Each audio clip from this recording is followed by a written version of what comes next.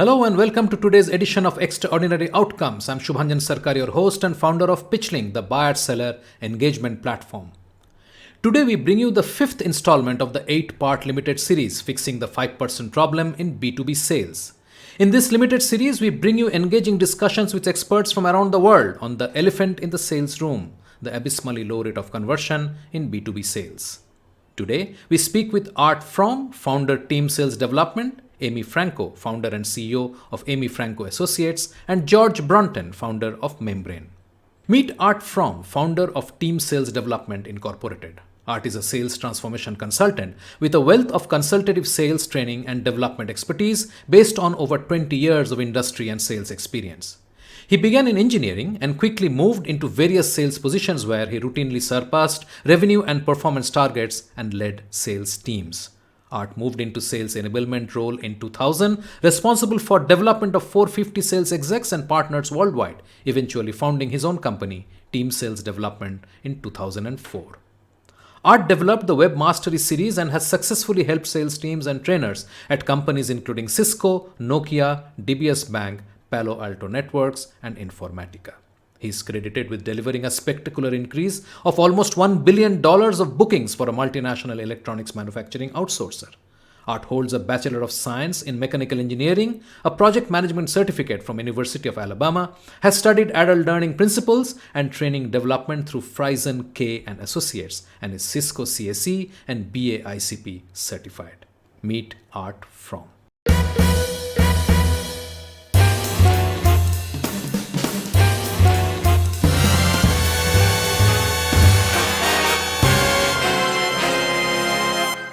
Art, welcome to the show. I'm delighted to have you and thank you very much for making time bright in the morning.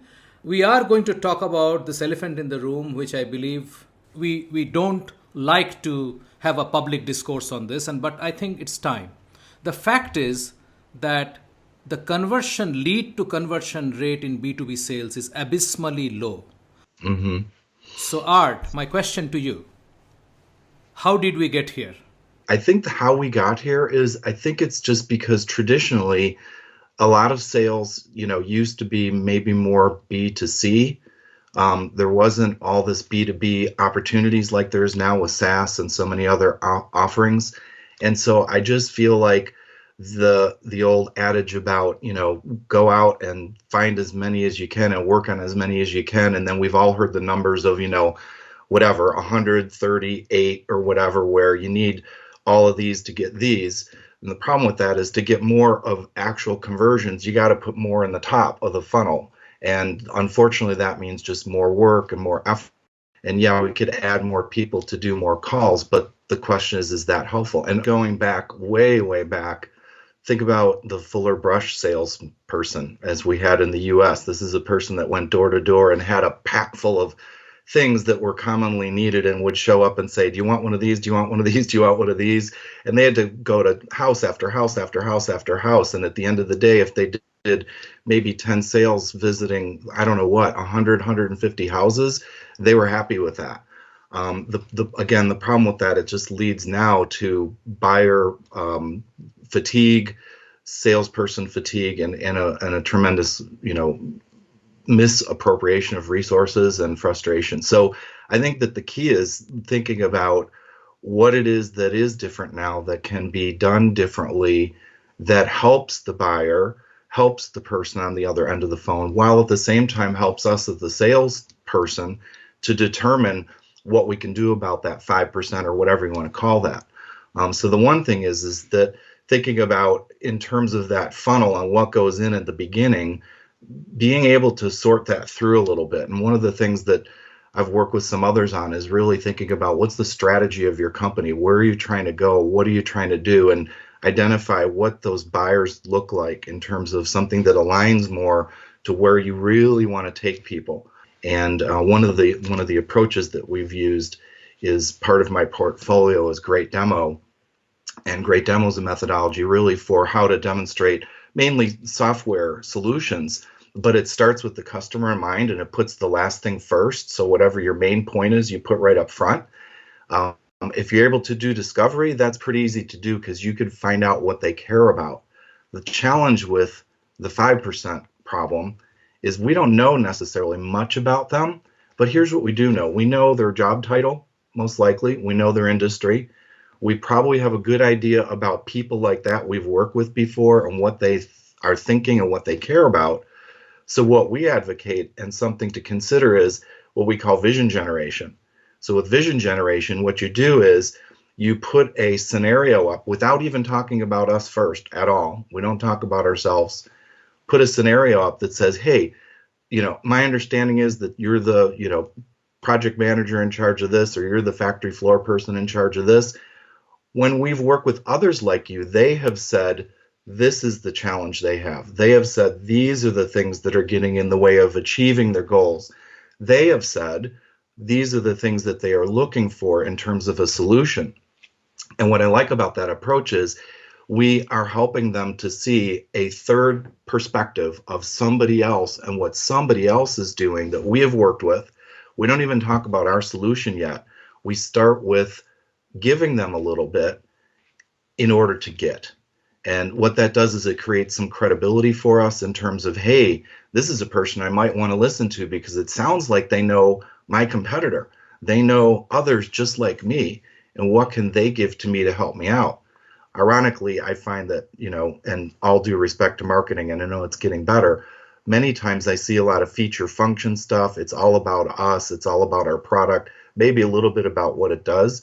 What's missing is how does it help the customer? So the question is, how do you see we can actually, as organizations, have a 10 or 15% conversion? So the funnel, for me, the idea is the funnel should not be all the way through the sales process to the end. The funnel needs to be right at the top, funnel at the top, then develop a pipeline of most likely things that could close. So part of the problem, I think, is there's a tendency, and I know, I was the salesperson too, is that I would want to chase everything because it's like, oh, you never know what deal might land. So you tend to want to chase everything. But that's the traditional funnel of putting more stuff in the top to get more out of the bottom, but your percentage of closing is still the same. It's just maybe more volume. On the other hand, though, I've got a lot more work to do up front, which is not efficient. So what can we do to neck that funnel down more quickly at the top so that it becomes a pipeline of more likely deals to close? What could we do without actually talking about ourselves, but what could we show up front that would help to neck that funnel down so that we can find people that are most aligned? And I think it starts with, what is your strategy and who are you going after? What is your best fit? We shouldn't chase after everything. What do we want to say is in? What do we want to say is out? I know one customer I was working with, they spent something like 9 months and $2 million chasing after a deal that wound up being the wrong deal. And so they wasted all that money, all that opportunity cost, wasted the time of the customer. Of course, this was further down in, but the point is they didn't do a good job up front of eliminating that as a customer they shouldn't chase, right? So what can we do to align with our strategy up front that helps guide us? Secondly is, what can we offer that gets some idea of what we can do from their perspective, gets their buy-in and curiosity so that they want it, so that they're like, ooh, that looks interesting to me. I like that. And I think that that's where we can offer up some of what our experience is working with others.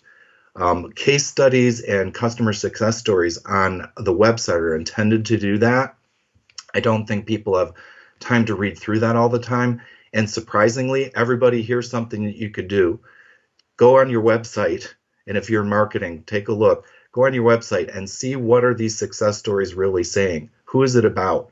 Is it about the customer and what they were able to do? Or is it more about what you did? So thinking about what's in it for them, even in that funnel part, and CSRs and BDRs, what are you going to bring to them? So what have we done that we see, not what we've done? Who have we worked with similar to you that's going through this? And now when we offer it up at that funnel part where we start to look at getting it into a pipeline, let's do a little pre-qualification right there. If the person looks at it and says, that's not me at all. No, I don't, that's not what I do. Okay, now we can have a discussion, right? Now we're going to get into some discovery. What's the same? What's different? If there's no match at all, thank you for your time. We respect that. hope you could find a solution or even recommend them to somebody else. If it looks like there's a match, we start doing discovery, we start to document it. It starts to look like it's going into that pipeline that's more qualified, something that's more aligned. It's sales qualified lead, right? That's something we talk about. If we could get a sales qualified lead where it looks like it's aligned with us and aligned with what they need now, and they're pulling instead of us pushing, now we have a much higher likelihood of that closing. So, what do you say is a way to do this sieving, this sifting through the pile to find the ones which should go into the pipeline legitimately? How do you do that? So if we've done just that little bit of homework and a mindset around what are they going through that I can talk with them about and not say to them, are you doing this? Is this something you're doing? Because people could become defensive, right? Now, how do we know which things we should be saying about this third party? It goes back to, what does a well-qualified prospect look like for us? What are the things that would be aligned with where we want to go? So we say, others, like you've said, these are their struggles. This is what they're trying to do. This is what they would like. If they had a magic wand, here's the things they would like. How does that sound? How does that compare to your situation? And at that point, we can start to have a discussion. They could say, hey, my challenge sounds exactly the same, but I'm looking at solving it a little bit different way. And they may even ask, is that something you can help me with? Because we've just told them we've worked with others like you. And in fact, if we've done it correctly, we should be able to plant some ideas, not ideas about our product, but ideas about what the possibilities are and what the things are that they should be looking at. I'll tell you one thing that approach does is it's everybody knows about FOMO, right? The fear of missing out. When we start talking about what others are doing and give them ideas they hadn't thought of, it's like, ooh, others are doing that. I probably should be doing that too, right? And either it will confirm where they're at in their analysis, and they go, okay, I'm on track, and these people feel like there's somebody that can help me, or, oh my gosh, I'm this far down and I hadn't thought about that. I better go seek them out and see what it is that they have to do. And by the way, one thing that I found interesting is sometimes when you graciously let them go, they start to realize how serious you are, and they may even come back and go, well, actually, we really do want to talk to you because they may go and do their homework and figure out, ooh, what they were telling me actually was pretty good stuff. I better call them back. Yeah, and it's also a great way to build trust, right? When you can tell a customer that, or a prospect, that I don't think I can help you, or this is not exact fit for you, and you are better off with something else. You have actually elevated yourself in the trust quotient in their eyes. That's right. Right? Yeah, that's what made a name for Macy's back in the day, right? They would, if they didn't have the product, they would recommend it to somebody else, and yet their business grew and grew and grew. It also, by the way, what's interesting about that is, if it doesn't fit with me, why would I want to struggle to make it work? Let's let somebody else take it, especially if it's business I don't really want to do. I'd rather give it to my competitor, and then they can be busy doing that other stuff where I stick to what my main focus is. Absolutely. Art, this was a very enlightening and educative conversation. I really appreciate the time. It's been a pleasure. Thank you, Art. I again thank you very much for coming on the show, and I hope to talk to you again sometime soon. Sounds great. Thank you so much. Good selling, everybody. Our next guest is Amy Franco, the founder and CEO of Amy Franco Associates. With over 20 years of client-facing sales experience, Amy's career includes sales roles with global companies IBM and Lenovo before pivoting into entrepreneurship.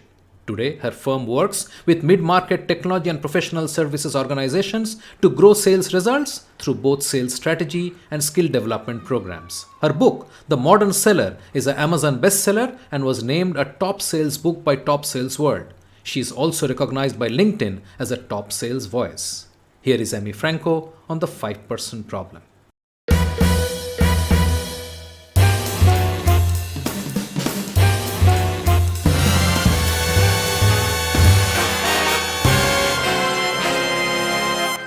Amy, welcome to the show. I'm delighted to have you here, and thank you so much for joining me this morning.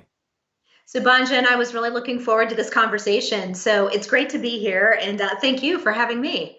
So let's talk about this elephant in the room, which we basically don't like to talk about. And although I'll mention a 5% figure, we don't have to believe that number. But the fact is that lead to conversion in B2B sales is an abysmally low single digit number. Yeah. My question to you, Amy, to start this discussion is, what got us here? We could probably categorize it into two big reasons why. There are the strategic reasons why and the tactical reasons why. I see the strategic reasons why as too much turnover in sales leadership roles.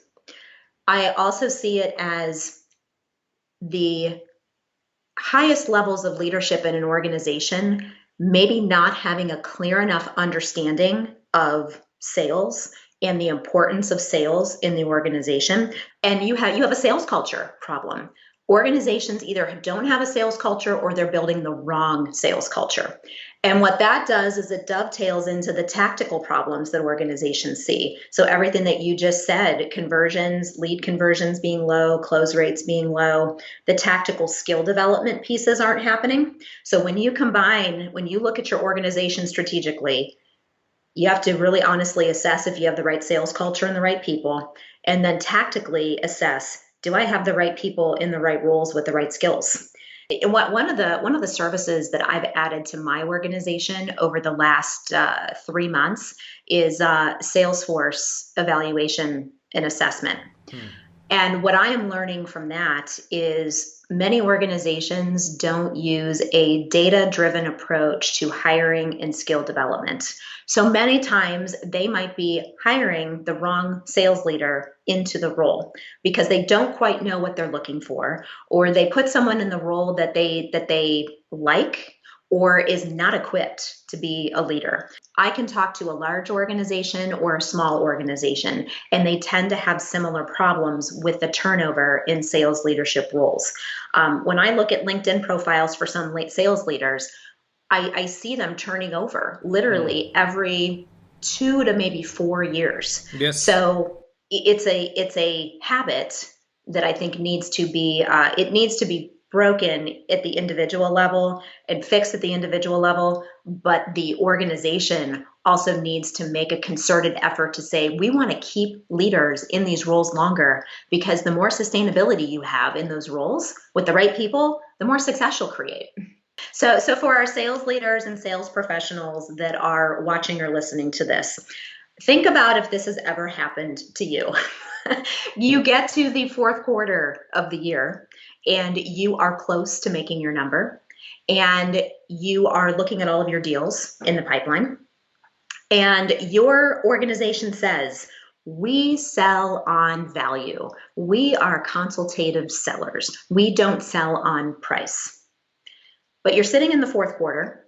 You've got to get to a number, right? And you're just short of that number.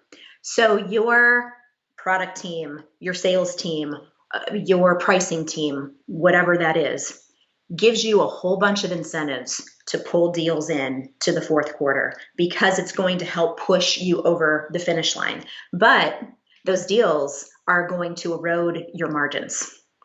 That's a very tactical example of a culture that says, on one hand, we value high value selling, consultative selling, but on the other hand, we got to pull some deals in, and we're going to erode our margins to do so. And now you've set yourself up for challenges in the future with that customer, because now you've lowered the bar in terms of pricing and deals, and you're training them how to treat you in the future. Absolutely. So that's a very tactical example of where culture and those strategic decisions impact individual deals and individual successes of your rep. Do the marketing leaders and the sales leaders, do they have a good relationship, and are they talking together about what is most important for the organization? Then I would say at maybe a lower level of the organization, as a sales professional, do you have natural curiosity about what is happening in the marketing area of the organization? Have you taken the time to understand what marketing's processes are? Have they taken the time to understand what your processes are? And I'll give you a quick example to maybe bring this together. I recently worked with a client that's in the manufacturing space, and we were doing some, and we still are, some sales strategy work and some sales skill development work. And they had the brilliant idea, I give them all the credit for this, they had the brilliant idea of including their marketing team in the sales training that we were doing. So we had the group of sellers and we had the group of marketers. And what was so fantastic about that is that the marketers got to hear the challenges that the sales team were facing and how they approach things and to learn about the customers. And the sales team got to hear about the different initiatives that marketing was working on and how they can interact better together. And they built better relationships together because of it. So that's an example of where marketing and sales is coming together and could start to see some good synergies and outcomes. What do you think can fix this? If I'm a sales leader in an organization, I want to know, you want to know the brutal truth about what your current situation looks like. So how good is your data?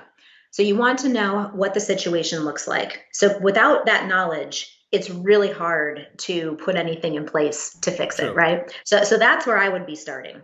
I would also be looking at what data can I understand about the sales performance of my team, the competencies of my team? Do I understand what their strengths and weaknesses are? Do I have the right people in the right roles for where I want to go into the future? So I have some choices to make as a leader, and my team has some choices to make as well. So I think my approach in that scenario would be to go to my team and have them bring or I'd go into the CRM and pull the data, ideally, if it's good data. But what are the top 5 deals that you could get done this year that would help us get to this number? As a leader, it's like you got to bring people with you.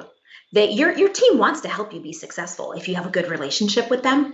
If you're adversarial and combative and in taking those types of approaches, you're not going to get a lot of response out of your team. But if you really take from a cultural standpoint, we're in this together and we want to push this over the finish line, that's going to get you further faster. But tactically, I'd look at the top 5 deals for every rep and I would strategize or ask them to strategize, what opportunities do I need to get to that 10%? I would be looking at my sales conversations that I'm having, just very, very tactically. How successful or unsuccessful are my sales conversations if I'm at this low conversion rate? And even if I double it to 10%, that's a very tactical place and an impactful place, I would argue, to be looking at skills. So if I'm an individual or I'm leading a team of SDRs, I would be looking at their sales conversations. How are they structuring them? How are they leading them? Are they asking insightful, challenging questions? And how are they creating momentum from one conversation to the next? You can only expect to be included in conversations as a seller when you put forth the effort first. If you're waiting for those things to come to you, it's not going to happen. Not in today's day and age. So if it's an existing customer that I really want to target, I'm going to put some concerted effort into staying in front of the people that I know and finding other people to stay in front of, my relationship ecosystem in that customer. If we're only talking to them once a year, don't expect to be looped in to their biggest problems and their biggest deals. You just haven't earned the right or the credibility to do that, in my opinion. Accountability is one of the biggest challenges that I see in any organization, sales organization or otherwise. Sometimes it's personal accountability. Sometimes it's holding someone accountable as the leader. So I certainly would not have an expectation that a brand new green SDR who does not have industry experience or sales experience would not put that on his or her shoulders. I would want to be creating an environment as a sales leader that helps them to learn and grow, because if they have the right skills and they have the mindset that I want to have on my team, I want to keep them. And I want to create an environment where they can be successful and challenged that creates those results.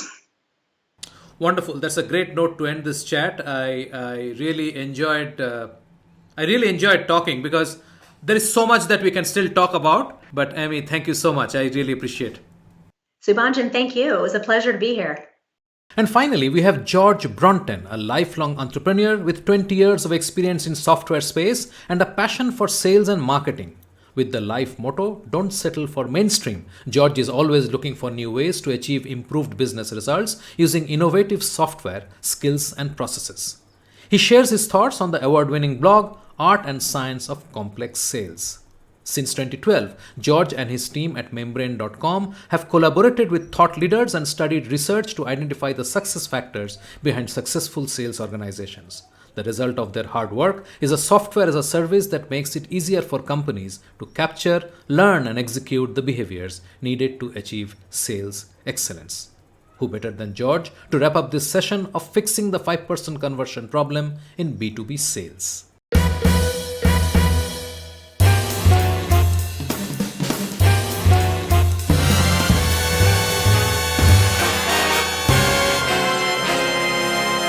George, welcome to the show. Yes. I'm delighted to have you here. So essentially, there is this elephant in the room in B2B sales, which somehow we are not talking or not talking enough about, which is this abysmal lead to conversion rate that we are living with.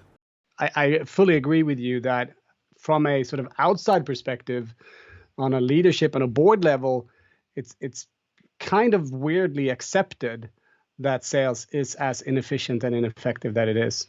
I agree. And sales and marketing, maybe you should say, because they go together. Absolutely. So what got us here?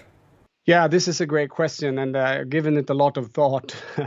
And I think in selling, I think if you don't know selling, if you don't really understand what selling is about, it's easy to believe or draw the conclusion and make the assumption that salespeople are somehow born, right? They're people that were born with a certain trait. We think of them as, super extroverted, very social, go-getters that won't take no for an answer. But if you have that assumption that that's how it is, well, you won't be spending any time and effort and money on developing salespeople. You just think they're out there and you need to recruit the ones, the superheroes, and they'll make it happen. But in real life, that's not how it is. It's a profession, and you need to get skilled. You need to get good at it. You need to get trained. You need to get coached, just like every other profession. When we talk about sales leadership, and you've been around, this as well. I mean, sometimes we make the mistake, or the leaders of the company make the mistake of making their best salesperson into their sales manager or their sales leader. And that might be great if that person has the mentality and the mindset to become a great manager. But oftentimes it can be a real disservice to your company because you're taking your best producer, and if he or she does not have the mindset to be a good coach and help others succeed, but is really driven to perform themselves, that will end up becoming a poor manager or leader, and you just lost your best performer. Also, understanding who's the right leader at the right time for a company is also very important. Yes. Because you might bring in a leader who did a great job for IBM, but putting that sales leader into a startup could be complete disaster. So you have to also have the right leader at the right time, so to speak. So it's Absolutely. a timing issue as well. I think the disconnect is still that we are pretty compartmentals. Like marketing is doing their thing to generate leads, and then sales do their thing, and then customer success do their thing.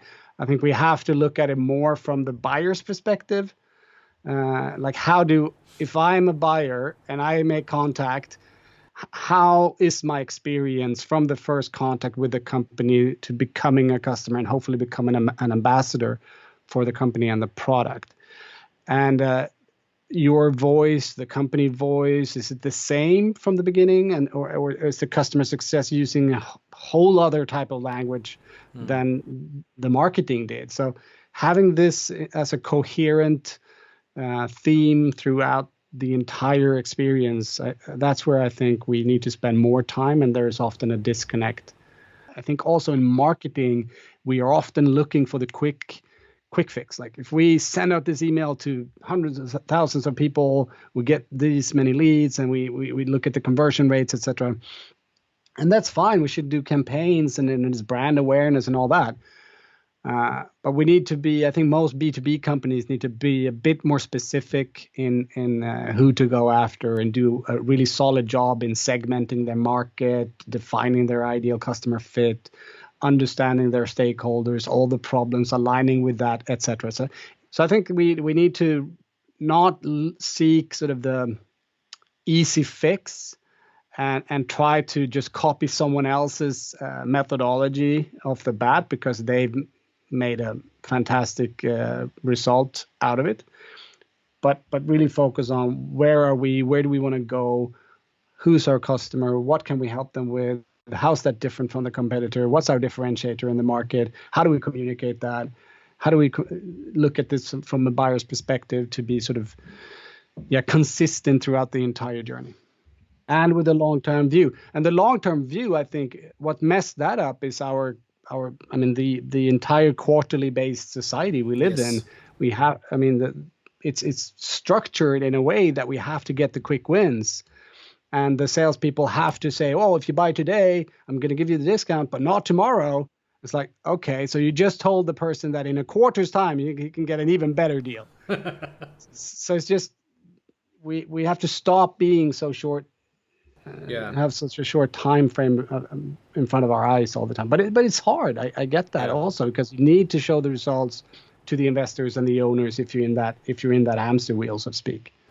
Yeah, that's where possibly the role of the sales leadership comes in, which can sell to the management and the board the need for a long-term view for a sustainable business. In companies where you have that strong vision and you have a strong purpose, I think you see a much higher engagement, much more motivation among their staff to actually do what's needed.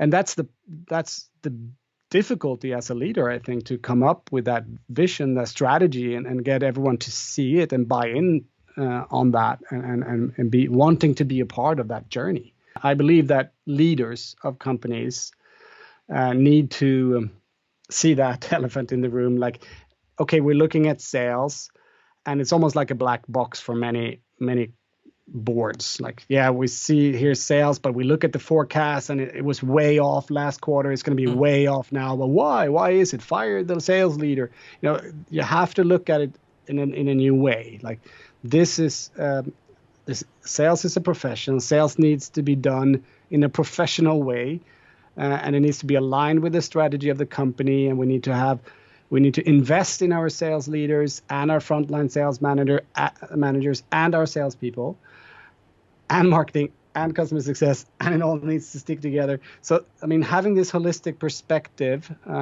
is really key, and making sure that we give the sales leaders what they need. I think that's the next problem, because sometimes they just get a number. Like, okay, this is a number. Make the number. Okay, but then I need, training. I need tools. I need this. Well, maybe if you reach a number, they don't always get the resources. Yeah. And also within sales, you have. We're seeing a lot more specialization. So that it might be that some of those tasks is suitable to be on a commission, whereas others are not. Yeah, but I find it to be a very difficult balancing act, because you are competing with other companies who might be doing it wrong. So if you start doing it right, okay, will it be perceived as right, or will it just be perceived as crazy?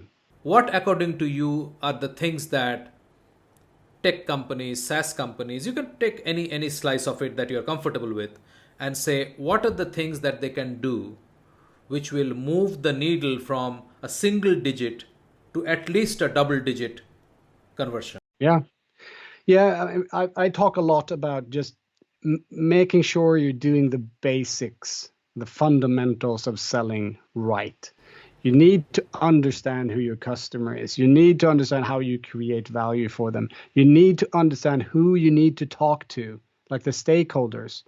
I think, and I've been repeating this so many times, but sellers often repeat the mistake of just talking to one stakeholder and believing and hoping and praying that this person is going to sell you your solution internally to the team. And this is where I mean that structure needs to be in place to make sure that we are always targeting the right customer. We know the value. We talk to the right people about the right things at the right time. We follow up when we say we should follow up. It's not that complex, actually, but it's hard to do it consistently. And maybe a last thing to throw in there to get to double digit is be more proactive in which customers you want to get. Because if you're looking at it from a sort of a macro level, yes, 5% from what? Where did we count the 5%? Was it the number of marketed qualified leads, or was it the number of opportunities we actually put in the pipeline? There's a lot of, I don't know, confusion about the KPIs. What KPI means what? Everyone is measuring differently. The funnel to me is more of a marketing concept. Like the marketing department, put stuff in a funnel and then it trickles down and we see very little come out. Every time if I lose a pipeline, the bad thing with the pipeline is it sounds like everything that goes in comes out. And that would be great. Like that's our ambition. We get 100% come out, but it's leaky, right? So there will always be deals that you will not win. I never use the word lose because I think we don't lose clients. They just decided to do something else right now. True. They didn't buy from you, but that doesn't mean that they will never buy from you. They might buy from you in a year from now or 2 years from now. So don't think of it as lost, because then your head is like, okay, I lost them. And it will be painful to pick that up again. Instead, you say, I'll just archive them. Another thing with the funnel that I dislike, it's almost like gravity will pull them through. And if that was the case, you don't need salespeople, right? And in some businesses, you don't need salespeople. And then that's also, I mean, that's can be a good business. But if you're in a complex B2B sales environment, you will need salespeople that will need to engage with people at your buyers and provide value and help them see what they need to see. Absolutely, George. This was a great conversation. Thank you very much. I really appreciate, and we'll talk soon. Yeah, thank you very much.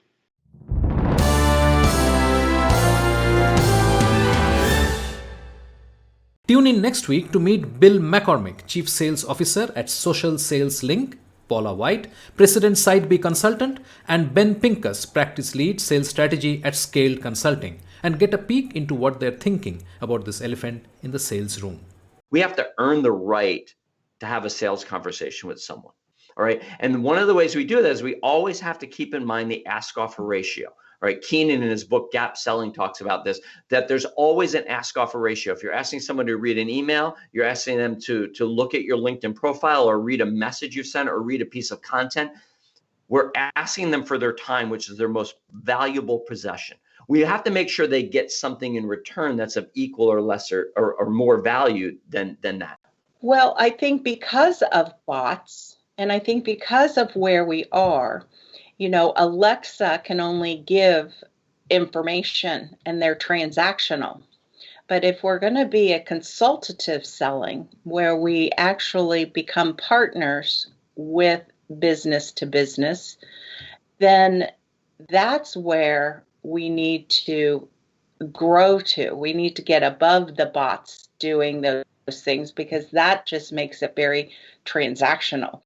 Give before you ask. And so the way that we teach and the way that we talk about this is connect with someone, engage with the content that they've put out on LinkedIn, create content yourself that is designed for the people that are going to buy from you, not to tell them, hey, here's this thing that I do. It's, if you're a leader in this industry, here are things you should be thinking about. show that you understand what they're going through. And so that by the time you really send that direct message, ask for that meeting, they already know who you are. They already have a little bit of understanding. And as I was saying earlier, they've already done their research on you anyway, but they've done it in a way that you've controlled a little bit. I'm very excited about this series. My guests certainly were, and I can't wait to hear from you. What do you think about this elephant in the sales room?